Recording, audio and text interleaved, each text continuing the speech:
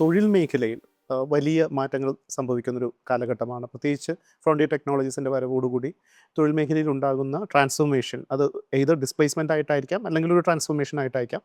ഈ തലത്തിലുള്ള മാറ്റങ്ങൾ ഇപ്പോൾ നിലനിൽക്കുന്ന തൊഴിലുകളുടെ ഒരു വലിയ ശതമാനത്തിനെ അഫക്റ്റ് ചെയ്യും എന്നുള്ളത് ഗ്ലോബലി തന്നെ പല ഏജൻസികളും പഠിച്ചിട്ടുണ്ട്. വലിയ മാറ്റങ്ങൾ സംഭവിക്കുന്നുണ്ട്. ഇന്നിപ്പോൾ നമുക്ക് ഇപ്പോൾ കൂടിയും ഇന്നത്തെ ദിവസത്തെ പത്രത്തിൽ കൂടിയും ഒരു തൊഴിൽ മേഖലയിലെ പിരിച്ചുവിടലുകളെ പറ്റിയിട്ടൊക്കെ സംസാരിക്കുന്നുണ്ട്, പ്രത്യേകിച്ച് IT പോലുള്ള മേഖലകളിൽ. അപ്പോൾ ഒരു സാങ്കേതിക വിദ്യാഭ്യാസ സ്ഥാപനം എന്ന നിലയിൽ ഈ തൊഴിൽ മേഖലയ്ക്ക് വേണ്ടി കൂടി പരിശീലിപ്പിക്കപ്പെടേണ്ട ഒരു വിദ്യാർത്ഥികളാണ് ഇവിടെ ഉള്ളത്. അപ്പോൾ നമ്മൾ ഈ ഒരു വിഷയത്തിനെ എങ്ങനെയായിരിക്കണം നോക്കി കാണേണ്ടത്? ഡിജിറ്റൽ യൂണിവേഴ്സിറ്റി പെർസ്പെക്റ്റീവിൽ ഈ തൊഴിൽ മേഖലയിലെ ഇമ്പാക്റ്റിനെ അഡ്രസ്സ് ചെയ്യുന്നതിനോ അല്ലെങ്കിൽ അതിന് വേണ്ടിയിട്ടുള്ള മുന്നൊരുക്കങ്ങൾ നടത്തുന്നതിനോ എന്തൊക്കെ ചെയ്യാൻ കഴിയും? ഇന്ന് നടക്കുന്ന പല തൊഴിലുകളും ഓട്ടോമേറ്റ് ചെയ്യപ്പെടുന്നു. പ്രത്യേകിച്ച് കോഗ്നിറ്റീവ് വർക്കാണ് നമ്മളിപ്പോൾ ചെയ്യുന്നത്, കൂടുതൽ സർവീസ് ബേസ്ഡ്. അതെല്ലാം മുഴുവനല്ലെങ്കിലും ഒരുപക്ഷെ ഇമ്മീഡിയറ്റ് ആയിട്ട് 100% ഓട്ടോമേറ്റ് ചെയ്യപ്പെടുന്നില്ലെങ്കിൽ over the time that will get automated. അങ്ങനെ വരുമ്പോൾ എന്താണ് ചെയ്യുക എന്നത് വളരെ പ്രസക്തമായ ചോദ്യമാണ്. പക്ഷെ അവിടെ നമുക്ക് മറ്റൊരു സൈഡുണ്ട്. നമുക്കൊരു ലാർജർ അൺസോൾവ്ഡ് ആയിട്ടുള്ള പ്രോബ്ലംസ് നമുക്കുണ്ട്, പ്രത്യേകിച്ച് ഇന്ത്യ പോലെ ഒരു കൺട്രിയിൽ. അത് വാട്ടർ ആവാം, പൊല്യൂഷൻ ആവാം, ട്രാഫിക് ആവാം, പോവർട്ടി ആവാം, ഹെൽത്ത് ആവാം, അഗ്രികൾച്ചർ ആവാം. ഇതിലെല്ലാത്തിലും നമുക്ക് എഫിഷ്യൻസി കൂട്ടേണ്ട ആവശ്യമുണ്ട്. അപ്പോൾ എന്താണ് ഒരു ഓട്ടോമേഷൻ ചെയ്യുന്നത്? ഒരു മെഷീൻ വന്നപ്പോൾ ഹ്യൂമൻ ലേബറിനെ ഓട്ടോമേറ്റ് ചെയ്തു. മനുഷ്യൻ ചെയ്യുന്നതിന് ഒരു 100 ഇരട്ടി എഫക്റ്റീവായിട്ട് ഒരു മെഷീൻ ചെയ്തു. ഒരു ട്രാക്ടർ എത്രയോ മനുഷ്യർ കിളയ്ക്കുന്നതിന്, അല്ലെങ്കിൽ എത്രയോ കാളകൾ കിളയ്ക്കുന്നതിനേക്കാൾ നല്ലത് ഒരു ട്രാക്ടർ ചെയ്യുന്നു. അപ്പോൾ പെട്ടെന്ന് നമുക്കൊരു പ്രൊഡക്ടിവിറ്റി കൂടി, അഗ്രികൾച്ചർ സർപ്ലസ് കൂടി, നമ്മുടെ അതുവരെ ഉണ്ടായിരുന്ന ഫാമിൻ ഒരു പരിധി വരെ കുറഞ്ഞു. ഇതേപോലെയാണ് ഇന്നത്തെ കോഗ്നിറ്റീവ് വേൾഡിലും. ഇന്നും ഇതൊന്നും അപ്രോച്ച് ചെയ്യാത്ത ഒരു ലാർജർ പീപ്പിളുണ്ട്. അവർക്ക് കൊടുക്കാനായിട്ട് നമുക്ക് ഈ ടാലൻറ്റിനെ ഉപയോഗിക്കാൻ പറ്റും. മാത്രമല്ല, ഇതുപോലെയുള്ള സാങ്കേതിക വിദ്യകൾ വരുമ്പോൾ അതിന് കുറേയേറെ ബേസിക് ലെയേഴ്സ് ഉണ്ട്. ഇപ്പോൾ എനർജിയുടെ ലെയർ നമുക്ക് ആവശ്യമുണ്ട്. അവിടെ നമുക്ക് വളരെയധികം വിൻമില്ലുകളും സോളാറും എല്ലാം, സോളാർ പക്ഷേ നമുക്കിപ്പം അവൈലബിൾ ആയിട്ടുണ്ടാവും. പക്ഷേ വിൻമില്ലുകൾ പോലെയുള്ള നോൺ കൺവെൻഷണൽ എനർജി സാധനങ്ങൾ ഉണ്ടാകണം. ഇവിടെ തൊഴിൽ മേഖലയിൽ ആൾക്കാർ ആവശ്യമാണ്. ചിപ്പ് പോലെയുള്ള സെമി കണ്ടക്ടർ മേഖലയിൽ ആൾക്കാർ ആവശ്യമുണ്ട്. മോഡലിങ്ങിന് ആൾക്കാർ ആവശ്യമുണ്ട്. ഈ സാധാരണ നമ്മൾ പറയുന്നൊരു കാര്യം എന്ന് വെച്ച് കഴിഞ്ഞാൽ, ഇപ്പോൾ ഓട്ടോമൊബൈലും AI കൂടെ കമ്പയർ ചെയ്യാം. ഒരു ഇതിൽ ഓട്ടോമൊബൈൽ എന്ന് പറയുന്നതിന് ഒരു ബിംബമായിട്ട് എടുക്കുകയാണെങ്കിൽ, ഓട്ടോമൊബൈൽ വന്നപ്പോഴാണ് ഒരു വലിയ മാറ്റം വന്നത്. മൊബിലിറ്റി കൂടി, അതിൻ്റെ കൂടെ ഇൻഡസ്ട്രീസ് കൂടി, അതിന് റിലേറ്റഡ് സ്റ്റീൽ ഇൻഡസ്ട്രി കൂടി, അതിൻ്റെ റിലേറ്റഡ് ആയിട്ട് ഇൻഡസ്ട്രീസ് വന്നു.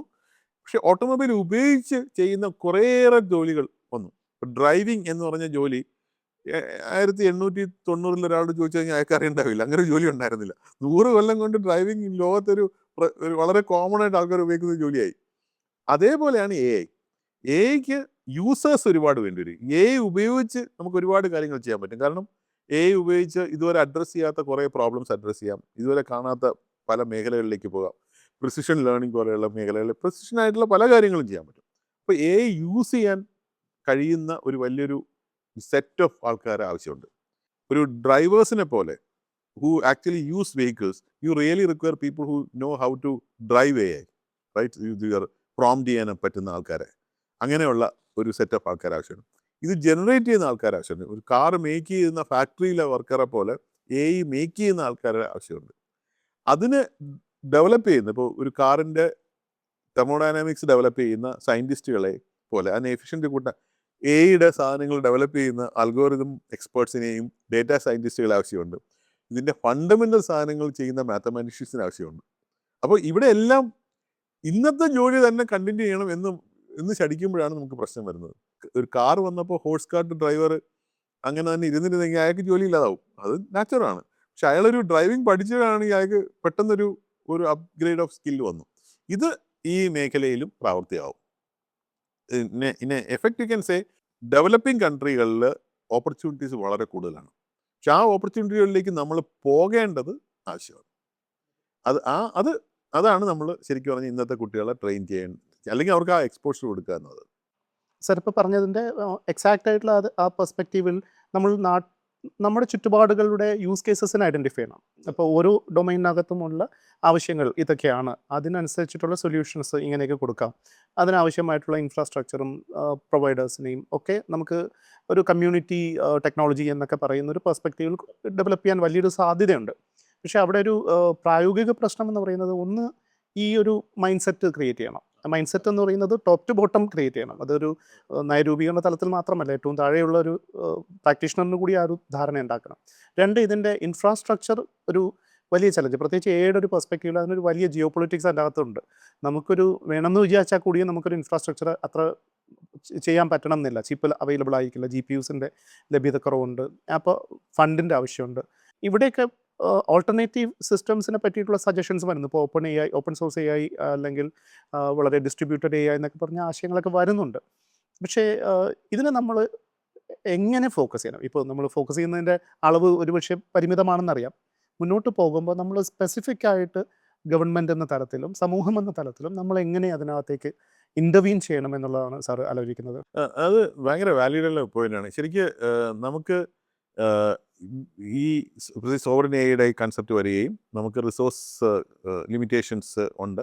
റിസോഴ്സ് ലിമിറ്റേഷൻ എന്ന് വെച്ചാൽ പൈസ ഇല്ല എന്നുള്ളത് മാത്രമല്ല, even if you have money there may be people who may not give you this. ഇപ്പം നമുക്കൊരു ഫാബ് തുടങ്ങണം എന്ന് പറഞ്ഞാൽ ഒരു 2 നാനോമീറ്ററോ 4 നാനോമീറ്ററോ ഫാബ് തുടങ്ങാനുള്ള ടെക്നോളജി നമുക്ക് കിട്ടണമെന്ന് തന്നെ ഇല്ല. Even if you are ready to pay, even if you ready. അപ്പോൾ അതിന് നമുക്ക് ഫണ്ടമെൻ്റൽ ആയിട്ടുള്ള റിസർച്ചുകൾ ചെയ്യണം. അതിപ്പോൾ ഓവർനൈറ്റ് ചെയ്യാൻ പറ്റുന്നതല്ല. പക്ഷേ എനിക്ക് തോന്നുന്നു അവിടെയാണ് ഇന്നോവേഷൻ്റെ പ്രസക്തി വരുന്നത്. We have a fantastic example called UPI. അത് ശരിക്കും നമുക്ക് we need a UPI movement for AI. UPI എന്തും we have not imitated anybody, right? We have actually created a model. ആ ഒരു മോഡൽ വെച്ച് ഇന്ത്യക്ക് വേണ്ടിയിട്ടുണ്ടാക്കിയ സാധനമാണ്. കാര്യം നമ്മൾ ആരോട് വേണമെങ്കിലും ഒരു 5 കൊല്ലം മുമ്പ് ചോദിക്കുകയാണ്, നിങ്ങൾക്ക് ഒരു റൂറൽ ബീഹാറിലോ അല്ലെങ്കിൽ റൂറൽ UPയിലോ റൂറൽ ആസാമിലോ പോയിട്ട് ഒരു റിമോട്ട് വില്ലേജിൽ പോയിട്ട് നിങ്ങൾ പാനോ അല്ലെങ്കിൽ ചോക്ലേറ്റോ മേടിച്ച് കഴിയുമ്പോൾ അയാൾ ഒരു QR കോഡ് കാണിച്ച് എൻ്റെ മൊബൈൽ വെച്ച് പേ ചെയ്യാൻ പറ്റുമായിരുന്നോ എന്ന് ചോദിച്ചാൽ നമ്മുടെ ആൻസർ നോ എന്നായിരിക്കും. കാര്യം നേരത്തെ നമ്മൾ പറഞ്ഞ പോലെ ഡിവൈസ് ഇല്ല, ടെക്നോളജി ഇല്ല, ലൈനില്ല, കമ്മ്യൂണിക്കേഷൻ ഇല്ല എന്നായിരിക്കും പറയുന്നത്. ഇന്നത് നടക്കുകയാണ്. ഇന്ന് നമുക്ക് ഇന്ത്യയിൽ എവിടെ പോയാലും people actually ask, even for street vendor you are asking where is a QR code, right? ഇത് UPIയുടെ പവറാണ്. കാര്യം അത് വളരെ ലൈറ്റായിട്ട് വേൾഡിലെ തന്നെ ഏറ്റവും lowest cost financial transaction infrastructure ഉണ്ടാക്കിയതാണ്. ഇത് ഈ ഒരു മോഡലാണ് നമ്മൾ AIയിലും അഡോപ്റ്റ് ചെയ്യേണ്ടത്. ഹൗ ഡു വി ആക്ച്വലി AIയിലെ ഏത് ടെക്നോളജിയിൽ അഡോപ്റ്റ് ചെയ്യേണ്ടത്? അങ്ങനെ അതിൽ റിസർച്ച് ചെയ്യണം. We need to do research on that. How do I actually make a sovereign AI which can actually be done at a much lower cost, much lower energy, much lower resources, which will be suited to us. May not be as great as ഇപ്പോൾ ഒരു UPI കൊണ്ട് നമുക്ക് ഒരുപാട് കാര്യങ്ങളൊന്നും transfer ചെയ്യാൻ പറ്റണില്ല. പക്ഷെ നമുക്ക് വേണ്ടത് അതിൻ്റെ ആവശ്യമില്ല. നമുക്ക് ട്രാൻസ്ഫർ ചെയ്യേണ്ട കാര്യങ്ങൾ ഇപ്പോൾ ഒരു RTGS വേഴ്സസ് UPI നോക്കുമ്പോൾ അത് മനസ്സിലാവും. RTGSൽ നമ്മൾ ഒരുപാട് ഡേറ്റ പോയിന്റ്സ് ട്രാൻസ്ഫർ ചെയ്യുന്നുണ്ട്. പക്ഷേ UPIയിൽ നമ്മൾ ട്രാൻസ്ഫർ ചെയ്യുന്ന വളരെ ബേസിക് സാധനങ്ങളാണ്. അത് മതി. പിന്നെ second thing is we have a lot of brain and the collection of brains as on which actually result in UPI, right? UPIയിൽ ഇനി കോൺട്രിബ്യൂട്ട് ചെയ്ത ഒരു ലാർജർ നമ്പർ ഓഫ് വോളണ്ടിയേഴ്സും ഇവരെല്ലാം കൂടെ കോൺട്രിബ്യൂട്ട് ചെയ്തതാണ്. ഇതേപോലെ ഒരു കോൺട്രിബ്യൂട്ടറി മോഡൽ നമുക്ക് ഉണ്ടാക്കി കഴിഞ്ഞാൽ പലതും നമുക്ക് ചെയ്യാൻ കഴിയും. കോളേജുകളിൽ ശരിക്കും പറഞ്ഞാൽ നമ്മൾ പഠിപ്പിക്കേണ്ടതും, അല്ലെങ്കിൽ പഠിപ്പിക്കുക എന്നല്ല ഞാൻ പറയുന്നത്, നമ്മൾ ഇൻസ്പയർ ചെയ്യേണ്ടത് അതാണ്. നമ്മുടെ കുട്ടികളോട് ഇൻസ്പയർ ചെയ്യേണ്ടത് how do you create solutions which are low cost, low resource intensive, which can actually meet specific requirements of our state and country. Digital university നമ്മളൊരു വളരെ എലിമെൻ്ററി ആയിട്ടൊരു എക്സ്പീരിയൻസ് ചെയ്യുന്നുണ്ട്. ഇവിടെ വരുന്ന എല്ലാ കുട്ടികളെയും, every student, we actually go which ever course they do has to undergo a course. It's compulsory കോഴ്സാണ് called DAYS, digital access for community empowerment. So we actually take them to a stressed community. It could be in a sea shore, in a very difficult time, അതായത് ഒരു വറുതിയുടെ കാലത്തുള്ളൊരു ഒരു monsoon ടൈമിൽ ഉള്ളത്, അല്ലെങ്കിൽ ഒരു tribal കമ്മ്യൂണിറ്റിയോ, അല്ലെങ്കിൽ ഒരു അഗ്രികൾച്ചർ ചലഞ്ചിങ് ആയിട്ടുള്ള ഈ മാൻ ആനിമൽ കോൺഫ്ലിക്റ്റ് കൊണ്ട് ഫേസ് ചെയ്യുന്ന ഒരു വില്ലേജിലോ, ഇങ്ങനെ ഒരു സ്ഥലത്ത് പോയിട്ട് we expose them for a week and then we ask them that now you have seen the real problems, now come and develop solutions on whatever you learn. നിങ്ങളുടെ solutions എല്ലാം adopt ചെയ്യപ്പെടണമെന്നില്ല. പക്ഷേ ഇതാണ് ശരിക്കും നമുക്ക് വേണ്ടത്. ഈ solutions നിങ്ങൾ ഉണ്ടാക്കി കഴിഞ്ഞു കഴിഞ്ഞാൽ നിങ്ങൾക്ക് ആക്ച്വലി സ്കെയിലബിലിറ്റി ഉണ്ട്. നിങ്ങളിപ്പോൾ ഒരു ഹ്യൂമൻ ആനിമൽ കോൺഫ്ലിക്റ്റിന് ഒരു സൊല്യൂഷൻ ഉണ്ടാക്കുന്നു. ആ സൊല്യൂഷൻ പെർഫെക്റ്റ് ആണെങ്കിൽ you actually create A social enterprise and you will actually win in that. ഇത് 100% സക്സസ് ആണെന്ന് വെച്ച് കഴിഞ്ഞാൽ അല്ല. പക്ഷേ ഇതിൽ ഒരുപാട് നല്ല സൊല്യൂഷൻസ് വന്നിട്ടുണ്ട്. So much so that Alliance, which is a large MNC from Trivandrum, they actually saw this and they are actually supporting this even. ഈ ഒരു കോഴ്സിനെ അവർ സപ്പോർട്ട് ചെയ്യുക. കാര്യം അവർ പറഞ്ഞത് പലതും വളരെ റിലവൻ്റ് ആണ്. ഞങ്ങളുടെ എഞ്ചിനീയേഴ്സും കൂടി ഇതിൽ സഹായിക്കാം നിങ്ങളുടെ ഈ സ്റ്റുഡൻസിന് ഇത് നെക്സ്റ്റ് ലെവലിലേക്ക് പോകാൻ വേണ്ടിയിട്ടാണ്. അങ്ങനത്തെ എക്സ്പോഷേഴ്സ് കൊടുത്തു കഴിഞ്ഞാൽ and students also like it because when they see a real problem their thought process changes. അത് ഒരു സ്ട്രക്ചേർഡ് ലെവലിൽ എങ്ങനെ ഒരു ഡിസൈൻ തിങ്കിങ് ലെവലിലൊക്കെ നമ്മൾ കൊടുത്തു കഴിഞ്ഞാൽ അവർക്ക് അത് ആക്സസ് ചെയ്യാനൊക്കെയുള്ള ഒരു കഴിവുണ്ടാവും. So I think that innovation is the one solution to address this issue. If you only ape what the other part of the world do, then you will never get a DeepSeek. DeepSeek came because they have not aped that, right? So we really require that. And നമുക്ക് examples ഉണ്ട്. നമ്മൾ super computer ഉണ്ടാക്കിയത് ബാക്കിയുള്ളവർ ഉണ്ടാക്കിയത് പോലെയല്ല. പരം is A very different way we have created it. അപ്പോൾ അതേപോലെയുള്ള മോഡലുകൾ നമുക്ക് ഇനിയത്തെ മേഖലകളിലേക്കും വേണം എന്നതാണ് എനിക്ക് തോന്നുന്നു നമ്മുടെ മുമ്പിലുള്ള ഓപ്ഷൻസ്. ഇന്നൊവേഷനെയും ഓണ്ടർപ്രണോറിയൽ മൈൻഡ് സെറ്റിനെയും പറ്റിയിട്ടാണ് ഇപ്പോൾ സാറ് പറഞ്ഞത്. അപ്പോൾ അതിൻ്റെ ഒരു തുടർച്ചയായിട്ട് തന്നെ സാറ് കുറച്ച് വർഷങ്ങൾ 3 വർഷത്തോളം സ്റ്റാർട്ടപ്പ് മിഷൻ്റെ CEO ആയിട്ട് പ്രവർത്തിച്ചിട്ടുണ്ടായിരുന്നു. എന്ന് മാത്രമല്ല ആ സമയത്ത് ഇൻ്റർനാഷണലി ഏറ്റവും മികച്ച ഒരു ആക്സിലറേറ്റർ എന്നുള്ള രീതിയിലുള്ളൊരു റെക്കഗ്നീഷൻ ഉണ്ടായിട്ടുണ്ടായിരുന്നു. നാഷണൽ ലെവലിലും 3 വർഷവും തുടർച്ചയായിട്ട് ഒരു നേട്ടങ്ങളൊക്കെ കൈവരിച്ചൊരു പീരീഡാണ്. അപ്പോൾ നമ്മുടെ സ്റ്റാർട്ടപ്പ് എക്കോസിസ്റ്റം ഇപ്പോൾ മുന്നോട്ട് പോയിക്കൊണ്ടിരിക്കുകയാണ്. അതിൽ വേണ്ട ഒരു ദിശാബോധം ഏത് തരത്തിലുള്ളതായിരിക്കണം, അല്ലെങ്കിൽ നമുക്ക് ചെയ്തതിൻ്റെ നേട്ടങ്ങൾ എന്തൊക്കെയാണ്, ഇനി ചെയ്യാനുള്ളത് എന്തൊക്കെയാണ്, അതിലേക്കുള്ള വഴികൾ എന്തൊക്കെയാണ്, സാറിൻ്റെ ഒരു കാഴ്ചപ്പാട്? നമ്മുടെ സ്റ്റാർട്ടപ്പ് എക്കോസിസ്റ്റം ശരിക്കും പറഞ്ഞാൽ വളരെ വ്യത്യസ്തമാണ്. അത് വ്യത്യസ്തം എന്ന് പറഞ്ഞു കഴിഞ്ഞാൽ നമ്മൾ ലോകത്ത് കേൾക്കുന്ന സ്റ്റാർട്ടപ്പ് എക്കോസിസ്റ്റത്തിന് വ്യത്യസ്തമാണ്. അത് അതിനർത്ഥം കേരളത്തിൽ മാത്രമേ അങ്ങനെ ഉള്ളൂ എന്നുള്ളതല്ല. ഫേമസ് ആയിട്ടുള്ള സ്റ്റാർട്ടപ്പ് എക്കോസിസ്റ്റമുകളുമായിട്ട് വ്യത്യസ്തമാണ്. അത് എന്നു വെച്ച് കഴിഞ്ഞാൽ ഇപ്പോൾ നിങ്ങൾ US പോയാലും നമ്മൾ കേൾക്കുന്ന വാലി ഒരു മേജർ എക്കോസിസ്റ്റം. ഇന്ത്യയിൽ വന്നു കഴിഞ്ഞാൽ Bangalore, to some extent NCR region, Hyderabad. നിങ്ങൾ ഇവിടെ എല്ലാം പോയി കഴിഞ്ഞാൽ ഇതൊന്നും ലോക്കൽ ആൾക്കാരല്ല ഈ എക്കോസിസ്റ്റം ഡ്രൈവ് ചെയ്യുന്നത്. വാലി പോയി കഴിഞ്ഞാൽ അമേരിക്കൻസ് ഉണ്ട്, പക്ഷെ അമേരിക്കൻസ് അല്ല അതിൻ്റെ ഒരു മുഖ്യം, പുറത്തുനിന്ന് വന്നവരാണ്. അപ്പോൾ നമ്മൾ പറയാറുണ്ട് ഒരു ഔട്ട്സൈഡ് ഇൻ അപ്രോച്ചാണ്. പുറത്തുനിന്നുള്ള ആൾക്കാർ അവിടെ വരുന്നു. അതിന് പല റീസൺ ഉണ്ട്. അവർ സ്റ്റാൻഫോർഡ് യൂണിവേഴ്സിറ്റി ആയിരിക്കാം. സ്റ്റാൻഫോർഡ് യൂണിവേഴ്സിറ്റി കാരണം ഒരു IT എക്കോസിസ്റ്റം അവിടെ ഡെവലപ്പ് ചെയ്തു. IT എക്കോസിസ്റ്റത്തിൽ വന്നവർ പിന്നീട് സ്റ്റാർട്ടപ്പ് എക്കോസിസ്റ്റം ക്രിയേറ്റ് ചെയ്തു. ബാംഗ്ലൂർ വന്നു കഴിഞ്ഞാൽ ഒരുപാട് പബ്ലിക് സെക്ടർ ഓർഗനൈസേഷൻസ് അവിടെ സ്റ്റാർട്ട് ചെയ്തിരുന്നു. പബ്ലിക് സെക്ടർ ഓർഗനൈസേഷനിൽ നിന്ന് ആൾക്കാർ പോയിട്ടാണ് IT എക്കോസിസ്റ്റം ക്രിയേറ്റ് ചെയ്തത്. IT എക്കോസിസ്റ്റത്തിൽ നിന്ന് സ്റ്റാർട്ടപ്പ് എക്കോസിസ്റ്റം ക്രിയേറ്റ് ചെയ്തു. ഹൈദരാബാദിലാണെങ്കിൽ അവരുടെ ഒരു ലീഡർഷിപ്പിൻ്റെ ഒരു കേപ്പബിലിറ്റി കൊണ്ട് ഒരുപാട് മൾട്ടിനാഷണൽ കമ്പനീസ് അവിടെ വന്നു. നോൺ ലീനിയർ കമ്പനികളാണ് വന്നത്. ആ കമ്പനികളിൽ നിന്ന് സ്പിൻ ഓഫ് ആയിട്ടുള്ള കമ്പനികൾ വന്നു. അവിടെ ഒരു എക്കോസിസ്റ്റം ക്രിയേറ്റ്. അപ്പോൾ ഇങ്ങനെ ക്രിയേറ്റ് ചെയ്തിട്ടുള്ള എക്കോസിസ്റ്റത്തിനാണ് നമ്മൾ സാധാരണ ലോകത്ത് കാണുന്നത്. അല്ലാത്ത എക്സെപ്ഷൻസ് ഉണ്ട്, പക്ഷെ വളരെ കുറവാണ്. കൂടുതലും ഇങ്ങനെ ഔട്ട്സൈഡ് ഇൻ അപ്രോച്ചാണ്. കേരളത്തിനെ സംബന്ധിച്ചിടത്തോളം ആ ഒരു ലക്ഷറി നമുക്കില്ല. അത് കേരളത്തിന് മാത്രമല്ല, ഇപ്പോൾ ഒറീസയ്ക്ക് നോക്കിയാലും ആ ലക്ഷറി ഇല്ല. ഒരു പക്ഷേ ആസാമിൽ പോയാലും ഈ ലക്ഷറി ഇല്ല. അവിടെ എല്ലാം ലോക്കലായിട്ടുള്ള ഓൺട്രപ്രണേഴ്സ് തന്നെ ഡെവലപ്പ് ചെയ്ത് വരേണ്ട ആവശ്യമുണ്ട്. അപ്പോൾ ലോക്കലായിട്ടുള്ള ഇൻഡസ്ട്രീസ് ഇല്ലേ എന്ന് വെച്ച് കഴിഞ്ഞാൽ ഉണ്ട്. കേരളം ശരിക്കും പറഞ്ഞാൽ നമ്മൾ സാധാരണ പറയുന്നതിനേക്കാളും we are actually highly entrepreneurial. No if you think about banking, non banking financial സർവീസസിൽ ഇപ്പോൾ top 3 NBFCs are from us. Private banking ഉള്ള കാലത്ത് top 5 private banks came from you. അപ്പോൾ വി ആർ എൻ്റർപ്രണറിയൽ. പക്ഷേ നമ്മളൊരു non linear type of entrepreneurship അല്ല. നമ്മളൊരു medium slow growth SME type of entrepreneur. ഇതാണ് കേരളത്തിൻ്റെ ആ ഒരു ഒരു മൈൻഡ് സെറ്റ്. ഈ മൈൻഡ് സെറ്റിനകത്തുള്ളൊരു എക്കോസിസ്റ്റമാണ് നമ്മൾ ഡെവലപ്പ് ചെയ്യേണ്ടത്. കാരണം മറ്റിടത്തുള്ള നേരത്തെ പറഞ്ഞ സ്ഥലങ്ങളിൽ ഒരു ഇൻഡസ്ട്രിയൽ എക്കോസിസ്റ്റം അവരെ ഹാൻഡ് ഹോൾഡ് ചെയ്യും. ബാംഗ്ലൂരിലെ കമ്പനികളെ വളർത്തുന്നത് ഗവൺമെൻറ് അല്ല. ഗവൺമെൻറ് സപ്പോർട്ട് ചെയ്യുന്നുണ്ട്. തീർച്ചയായിട്ടും ഗവൺമെൻറ് ഫണ്ട് കൊടുക്കുന്നുണ്ട്, വലിയൊരു ഇവൻ്റ് നടത്തുന്നുണ്ട്. പക്ഷേ അവിടുത്തെ റിയൽ ഗ്രോത്ത് നടക്കുന്നത് അവിടുത്തെ എക്സിസ്റ്റിംഗ് ഇൻഡസ്ട്രീസ് ഗ്രോ ഹെൽപ്പ് ചെയ്യുന്നതാണ്. കോർപ്പറേറ്റ് ആക്സിലറേറ്റേഴ്സ് ആണ് കൂടുതലും happen. Same is the case with Hyderabad. Same is the case with Bombay, where financial institutions do that. Same is the case with NCR region, where larger MNCs drive it. നമുക്കതില്ല. So having said this, then we thought that how do we actually develop it in our context? Then we thought that we need to create our own model. അപ്പോൾ അങ്ങനെ ഒരു മോഡലാണ് startup ഇക്കോസിസ്റ്റത്തെ നമ്മൾ create ചെയ്തത്. നമ്മളൊരു അതിനെ 5 layer model എന്നാണ് പറയുന്നത്. അത് 5 ലെയറായിട്ട് ഉള്ള ഒരു ലെവലിലാണ് നമ്മൾ ഇത് ഡെവലപ്പ് ചെയ്തിട്ട്. അത് ആദ്യത്തെ ലെയർ എന്ന് പറയുന്നത് somehow our normal narrative is that entrepreneurship is not good. You should, if you get a job, go for that. Job കിട്ടുന്നവരെ entrepreneur ആവാം എന്നാണ് പറയുന്നത്.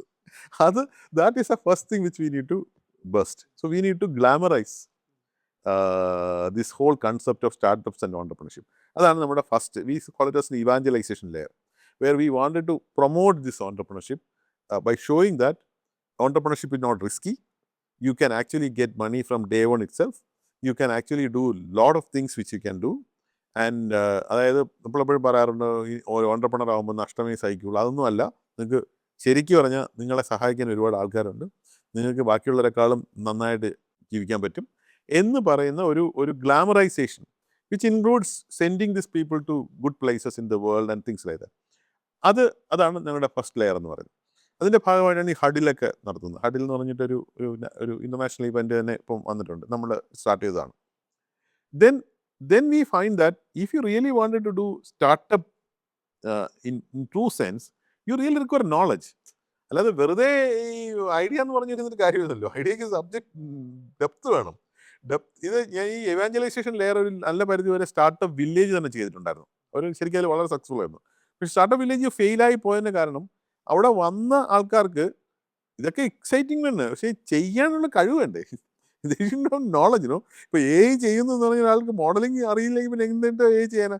അപ്പോൾ അതിന് വേണ്ടിയിട്ട് V have actually started creating infrastructure four creating knowledge. അങ്ങനെയാണ് വേൾഡിലെ top MIT ആയിട്ട് type ചെയ്തിട്ട് MITയുടെ പുറത്തുള്ള ഏറ്റവും വലിയ ഫാബ് ലാബ് കൊച്ചിയിൽ സ്ഥാപിച്ചു. ഇതുപോലെയുള്ള ലാർജർ ഓർഗനൈസേഷൻസുമായിട്ട് നോളജ് കൊടുക്കാൻ വേണ്ടിയിട്ടുള്ള ഒരു ഇക്കോസിസ്റ്റം നമ്മൾ ക്രിയേറ്റ് ചെയ്തു. അപ്പോൾ people can come there and then they can actually use those materials and there will be globally trained trainers who will actually help them to actually make globally competent products. ഇത് നമ്മൾ ഒരു പരിധി വരെ, that's my knowledge layer. Third layer എന്ന് പറഞ്ഞു കഴിഞ്ഞാൽ you also need people to experiment. കാര്യം പുതിയൊരു ഐഡിയ ഫെയിൽ ആവാൻ നല്ല സാധ്യതയുണ്ട്. So they need to have a play space. അത് കോളേജുകളിൽ തുടങ്ങി. IEDC എന്നുള്ള പേരിൽ കോളേജുകളിൽ ഒരു സെറ്റ് ഓഫ് സെൻറ്റേഴ്സ് തുടങ്ങി. ആ IEDCയിൽ അവർക്ക് ട്രൈ ചെയ്യാം ഒരു ഐഡിയ. ഫെയിലായി പോയാലും കുഴപ്പമൊന്നുമില്ല. മാത്രമല്ല അത് അവരുടെ സബ്ജക്റ്റുമായിട്ട് ലിങ്ക്ഡ് ആയതുകൊണ്ട് അവരുടെ അക്കാഡമിക് പെർഫോമൻസിനെ അത് പോസിറ്റീവായിട്ട് അഫക്റ്റ് ചെയ്യുള്ളൂ. So that we have created around 400 now IEDCs and we conduct a very large student entrepreneurship event every year called IEDC Summit. വളരെ ഒരു 5000 കുട്ടികൾ വരുന്നതാണ്. വളരെ എനർജറ്റിക് ആയിട്ടുള്ള ഒരുപാട് ഇൻസ്പയർഡ് ആയിട്ടുള്ള പ്രൊഡക്റ്റുകൾ അങ്ങനെ വന്നിട്ടുണ്ട്. ഈ 3 ലെയറാണ് ആദ്യത്തെ ഒരു ബേസ് എന്ന് പറയുന്നത്. ഇതിൽ നിന്ന് ഡിസ്റ്റിൽ ചെയ്ത് വരുന്നവർക്ക് we provide incubation services where they will be taken to much more serious layer. അപ്പോൾ ഇതിൽ വരുന്നതിൽ 1% അടുത്ത ലെയർ വരുള്ളൂ. That is enough. പക്ഷേ ഈ ഒരു ബേസിക്സിൽ നിന്ന് വരുന്നതുകൊണ്ട് that pipeline is there. ആ പൈപ്പ് ലൈനിൽ നിന്ന് വന്നിട്ട് they will get an incubation services where infrastructure is provided, little bit of funding is provided, then we take them to a larger funding. അപ്പോൾ കേരളത്തിന് ഫണ്ട് ഇല്ലാത്തതുകൊണ്ട് we have created something called a fund of fund where കേരളത്തിൽ venture ക്യാപിറ്റലിസ്റ്റുകളില്ല, ഒരു typical risk funding ecosystem ഇല്ല. So Kerala government itself has actually put money in venture capitalist angel funds and ask them to reinvest here. അതൊരു വളരെ successful മോഡലാണ്. അപ്പം വളരെ വലിയ എമൗണ്ട്സ് നമുക്കിവിടെ കൊണ്ടുവരാൻ കഴിഞ്ഞിട്ടുണ്ട്. That is A funding layer. And ഈ ഫണ്ടിങ് കഴിയുമ്പോഴേക്കും അവരൊരു എൻ്റർപ്രൈസ് ലെവലാവും. ആ എൻ്റർപ്രൈസുകൾക്ക് ഉള്ള ഒരു ഇക്കോസിസ്റ്റം കൂടെ ക്രിയേറ്റ് ചെയ്തു. പക്ഷേ പലപ്പോഴും അവിടെയൊക്കെ ആകുമ്പോഴേക്കും ചിലപ്പോൾ അവർ മൈഗ്രേറ്റ് ചെയ്ത് വേറെ സ്ഥലങ്ങളിലേക്ക് പോവാം. എല്ലാവരും പോകണമെന്നില്ല, കുറേയേറെ പേര് പോവാം. ഇപ്പോൾ ജെൻ റോബോട്ടിക്സ് ഒരു ക്ലാസിക് എക്സാമ്പിളാണ്. ഒരു കോളേജിൽ നിന്ന് വന്ന് ഗവൺമെൻറ്റിൻ്റെ ചെറിയൊരു ഫണ്ടിങ് കൊണ്ട് അവർ തുടങ്ങി ഇൻക്യുബേഷൻ സപ്പോർട്ടോടുകൂടി വളർന്ന് ഒരു 200-300 crore വാല്യൂ ഉള്ളൊരു കമ്പനിയായിട്ട് 5 കൊല്ലം കൊണ്ട് മാറി. ഈ ഒരു പൈപ്പ് ലൈനാണ് നമ്മൾ ബിൽഡ് ചെയ്തിട്ടുള്ളത്. ഇതോടൊപ്പം തന്നെ we provide them support to international exposure and so I say that it's a perfect playbook for a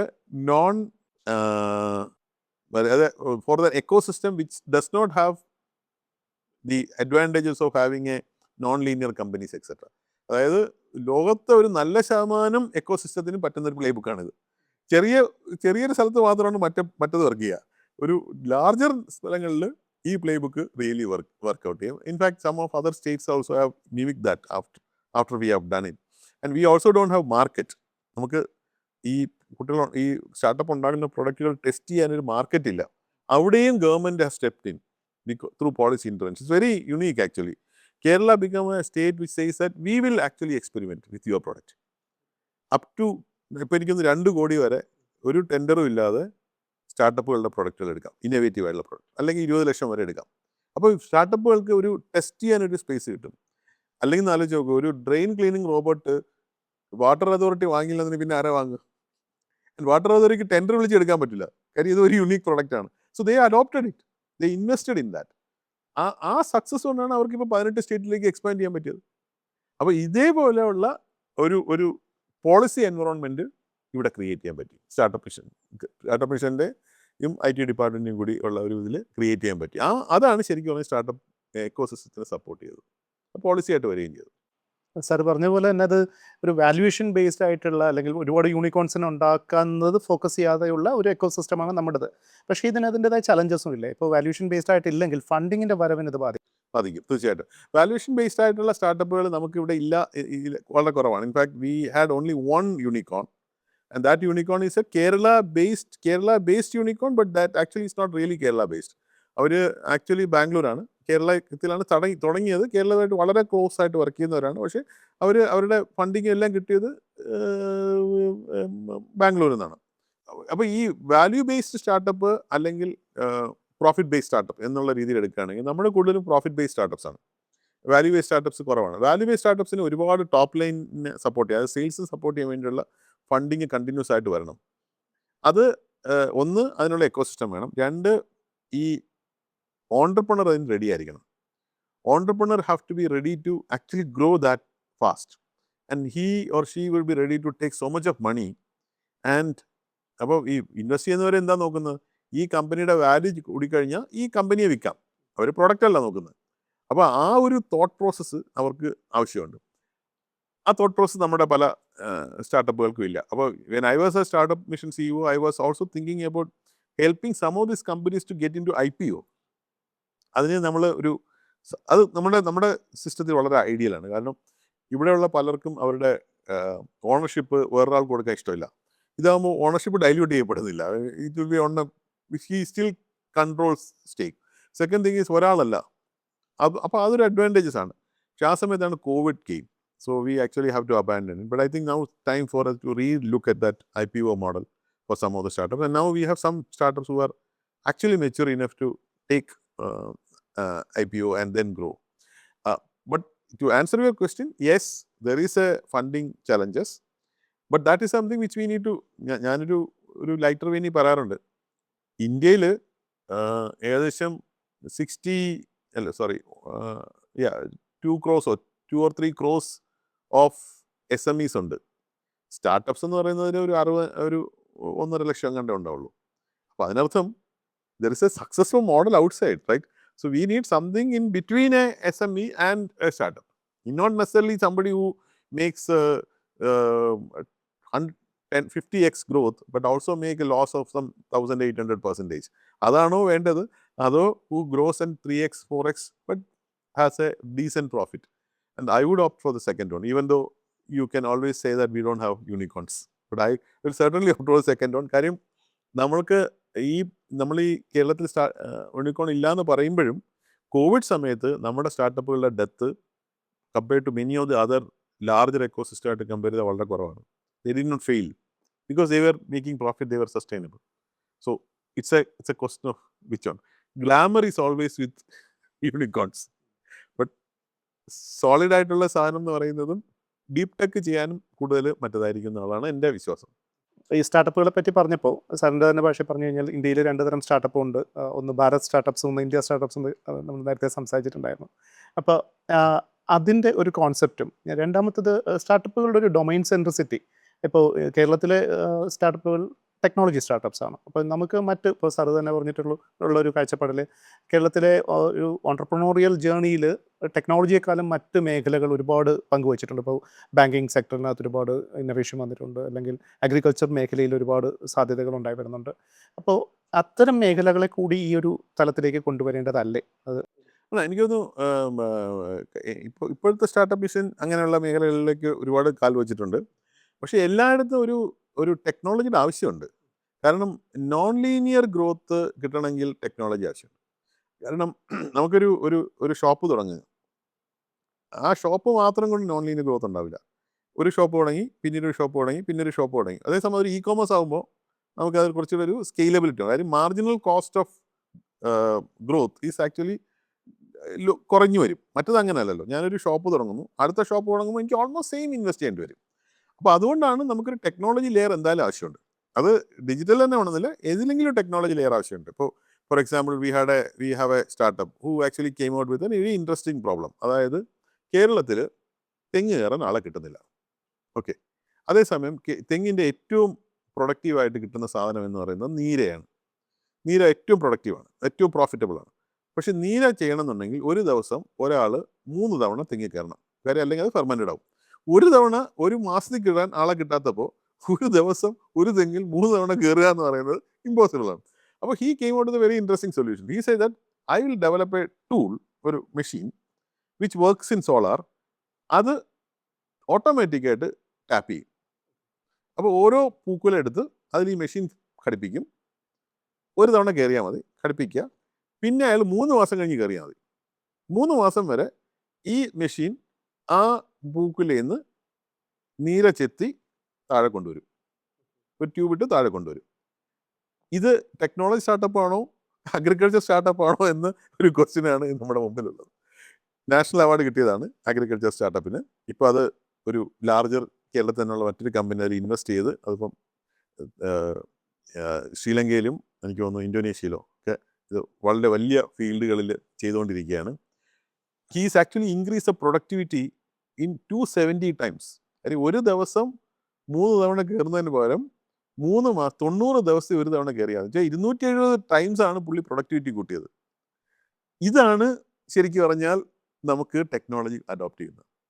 ഇതൊരു ബ്യൂട്ടിഫുൾ ടെക്നോളജിയാണ്, വെരി നൈസ് ടെക്നോളജി. അതിൽ ഒരുപാട് ചലഞ്ചസ് ഉണ്ട്. കാര്യം എന്ന് വെച്ചാൽ 270 തവണ ഇത് വെട്ടുമ്പോൾ അതിൻ്റെ മൂർച്ച പോവും. അപ്പോൾ ഇതെങ്ങനെ ഈ ബ്ലേഡിനെ നമുക്ക് അതേ മൂർച്ചയിൽ നിർത്തുക എന്ന് പറഞ്ഞൊരു ചലഞ്ചാണ്. അപ്പോൾ he has come out with very interesting methods. പിന്നെ ഒരു ഈ പൂക്കുലയെ നമ്മൾ ഒന്ന് ഇത് ചെയ്യണം, എന്താണ്, ഇങ്ങനെ തട്ടണം, എന്നാൽ മാത്രമേ അത് ഇത് കിട്ടുള്ളൂ. അതിനൊരു മെക്കാനിസം ഉണ്ടാകണം.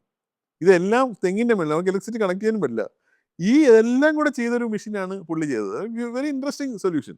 അപ്പോൾ ഇങ്ങനത്തെയുള്ള ഒരുപാട് ഇൻട്രസ്റ്റിംഗ് സൊല്യൂഷൻസ് നമ്മുടെ സ്റ്റാർട്ടപ്പുകൾ ക്രിയേറ്റ് ചെയ്തിട്ടുണ്ട്. ഒരു മൾട്ടിനാഷണൽ കമ്പനിയിൽ നിന്ന് വിട്ട് വന്ന് തുടങ്ങിയ ഒരാളാണ്. I was very passionate about it. അപ്പോൾ ഞാൻ പറഞ്ഞത് എല്ലായിടത്തും സാങ്കേതികവിദ്യ ആവശ്യമാണ്. ആ സാങ്കേതികവിദ്യകൾ എങ്ങനെയാണോ സൊസൈറ്റിക്ക് യൂസ് ആവുന്നത്, സൊസൈറ്റിയുടെ ലാർജർ പ്രോബ്ലംസ് യൂസ് ആവുന്നത്, അവിടെയാണ് ശരിക്കും പറഞ്ഞാൽ നോൺ ലീനിയർ ഗ്രോത്തുകൾ ഉണ്ടാവുക എന്നത്. നമ്മുടെ കേരളത്തിൻ്റെതായ തനതായിട്ടുള്ള ഒരുപാട് പ്രശ്നങ്ങളും തനതായിട്ടുള്ള ഒരുപാട് തൊഴിൽ മേഖലകളും ഈവൻ കൾച്ചറലായിട്ടുള്ള പോലും ഇടപെടലുകൾ നടത്തുന്ന പല മേഖലകളുണ്ട്. ഇപ്പോൾ പരമ്പരാഗത വ്യവസായങ്ങൾ തന്നെ എടുത്തു കഴിഞ്ഞാൽ അതിൻ്റെതായ സവിശേഷമായ പ്രശ്നങ്ങളൊക്കെ ഉണ്ട്. അപ്പോൾ അത്തരം മേഖലകളിൽ ടെക്നോളജിയുടെ ഇൻ്റർവെൻഷനും അതിനകത്ത് ഇന്നൊവേഷൻ കൊണ്ടുവരിക, നമ്മുടേതായ യുണീക്ക് മോഡൽസിനെ കൊണ്ടുവരിക, ഇതിന് കേരളത്തിന് പുറത്തേക്കുള്ള, ഇപ്പോൾ ഇന്ത്യക്ക് അകത്തോ ഇന്ത്യക്ക് പുറത്തോ ഒക്കെ ഉള്ള ഒരുപാട് മലയാളികളും ഒരുപാട് അലൈസ് ഉണ്ട്. ഇവരെ കൊണ്ടുവരിക എന്ന് പറയുന്ന സമഗ്രമായ ഒരു കാഴ്ചപ്പാടിലൂടെയുള്ളൊരു വികസനത്തിനെ പറ്റിയിട്ടാണ് ഇത്രയും നേരം നമ്മൾ സംസാരിച്ചുകൊണ്ടിരുന്നത്. അപ്പോൾ അതിൻ്റെ ഒരു ഫൈനൽ തോട്ട് സാർ ഒന്ന്. Absolutely. In fact, any technology is useful only if it actually helps the society at large. ഇപ്പോൾ ഡിജിറ്റൽ യൂണിവേഴ്സിറ്റിയിൽ ഒരു കാര്യം ഉള്ളത്, ചെയ്തൊരു കാര്യമാണ് CDTC എന്ന് പറയുന്നത്. അതായത് centre for digital transformation of culture. അപ്പോൾ താങ്കൾ പറഞ്ഞതുപോലെ നമ്മുടെ പല പാരമ്പരിക കഥകളും അല്ലെങ്കിൽ ഹെറിറ്റേജും ഒക്കെ ശരിക്കും പറഞ്ഞാൽ ഡിജിറ്റൽ ടെക്നോളജി കൊണ്ട് നമുക്ക് ലോകത്തിനും എത്തിക്കാൻ കഴിയും. അത് ജസ്റ്റ് ഇപ്പോൾ ഒരു ഓട്ടംതുള്ളൽ അല്ലെങ്കിൽ ഒരു ക്ഷേത്രകല വെറുതെ ഷൂട്ട് ചെയ്ത് കാണിക്കുക എന്നുള്ളതല്ല. അതിന് നമുക്ക് പുതിയ ടെക്നോളജിയിൽ കൂടി അതിനെ ഓഗ്മെൻറ്റ് ചെയ്യാൻ പറ്റും. അപ്പോൾ ഇന്നിപ്പോൾ ഒരു കൃഷ്ണനാട്ടമോ അല്ലെങ്കിൽ ഒരു ഓട്ടംതുള്ളലോ ചെയ്യുമ്പോൾ അതിൻ്റെ കോണ്ടെക്സ്റ്റ് കൂടി ഒരാൾക്ക് കാണിച്ചു കൊടുക്കാൻ പറ്റുകയാണെങ്കിൽ ഹി വിൽ എൻജോയ് ഇറ്റ്. ഇപ്പോൾ ഒരു എക്സ്പേർട്ട് എന്തായാലും അല്ലെങ്കിൽ എൻജോയ് ചെയ്യും, പക്ഷേ ഒരു നോർമലായ ആൾക്കാർ എൻജോയ് ചെയ്യണം. ഇപ്പോൾ ഇവിടുത്തെ ഉള്ളൊരു സൗത്ത് അമേരിക്കയിൽ കൊണ്ടുപോകണം എന്നുണ്ടെങ്കിൽ അതിന് ആ കോണ്ടെക്സ്റ്റ് കൂടെ സെറ്റ് ചെയ്യണം. ഇത് നമുക്ക് ഡിജിറ്റൽ കൊണ്ട് ഓഗ്മെന്റ് ചെയ്യാം. ഇതാണ് ഞങ്ങൾ ശരിക്കും CDT കൊണ്ട് ഉദ്ദേശിക്കുന്നത്. അത് ഇപ്പോൾ AI പോലും XR പോലെയുള്ള ടൂൾസ് ഒരു കൺവെൻഷണൽ ആയിട്ടുള്ള ഒരു ആർട്ടിസ്റ്റിൻ്റെ പ്രോഗ്രാമിനെ എങ്ങനെ അതിൻ്റെ സാരാംശം നഷ്ടപ്പെടാത്ത രീതിയിൽ ഓഗ്മെന്റ് ചെയ്യാൻ പറ്റും, എങ്ങനെ ഇങ്ങനെയുള്ള മെത്തേഡ്സിനെ നമുക്ക് സ്റ്റോർ ചെയ്യാൻ പറ്റും, ഡിജിറ്റൽ ഹ്യൂമാനിറ്റീസ് പോലെയുള്ള ഒരു കൺസെപ്റ്റിൽ ചെയ്യാൻ പറ്റും. ഇങ്ങനെയുള്ള ഒരു ട്രാൻസ്ഫർമേഷൻ നമുക്ക് പുതിയ മേഖലയിൽ വളരെ വളരെ പോസിബിളാണ്. ഇപ്പോൾ ഹാൻഡ്ലൂം താങ്കൾ പറഞ്ഞുകൊണ്ടൊരു എക്സാമ്പിളാണ്. ഹാൻഡ്ലൂം എന്ന് പറയുന്നതിൻ്റെ ഒരു വലിയ ചലഞ്ച് പലപ്പോഴും ഹാൻഡ് മെയ്ഡും പവർ മെയ്ഡും തമ്മിൽ നമുക്ക് ഡിഫറൻഷിയേറ്റ് ചെയ്യാൻ പറ്റുന്നില്ല. ബ്ലോക്ക് ചെയിൻ അവിടെ ഹെൽപ്പ് ചെയ്യാൻ പറ്റും. You can actually have the traceability which adds value to it. Technology ഉപയോഗിച്ചിട്ട് നമുക്ക് ഖാദിയിൽ നെക്സ്റ്റ് ടൈപ്പ് ഓഫ് പ്രൊഡക്ട്സ് ഉണ്ടാക്കാൻ കഴിയും. ഇതൊക്കെ ചെയ്യുമ്പോഴാണ് ശരിക്കും പറഞ്ഞാൽ ഇതിനൊരു മീനിങ് ആവുക, എന്നാലേ ഇതിനൊരു അർത്ഥമുള്ളൂ. അല്ലാതെ നമ്മളൊരു ടിപ്പിക്കൽ കൺവെൻഷണൽ സാധനം ചെയ്തതിൽ കാര്യമില്ല. ഇങ്ങനത്തെ പ്രോബ്ലംസ് സോൾവ് ചെയ്യാൻ വേണ്ടിയിട്ടാണ് യൂണിവേഴ്സിറ്റികളും എനിക്ക് തോന്നുന്നു ഇന്നത്തെ ആൾക്കാരും ഇതിൽ നിൽക്കുന്ന ആൾക്കാരും എല്ലാം ട്രൈ ചെയ്യേണ്ടത് എന്നാണ് തോന്നുന്നത്. ഓക്കെ, നന്ദി സർ. വളരെ വ്യത്യസ്തമായ കാഴ്ചപ്പാടുകളും വളരെ ഇന്നൊവേറ്റീവ് ആയിട്ടുള്ള മേഖലകളിലൂടെ സമൂഹത്തിലേക്ക് സാങ്കേതികവിദ്യയെ കൊണ്ടെത്തിക്കണം എന്നുള്ള ഒരു ചർച്ചയായിരുന്നു ഇതുവരെ നടന്നത്. ഡോക്ടർ സജി ഗോപിനാഥന് നന്ദി അറിയിക്കുന്നു. Thank you.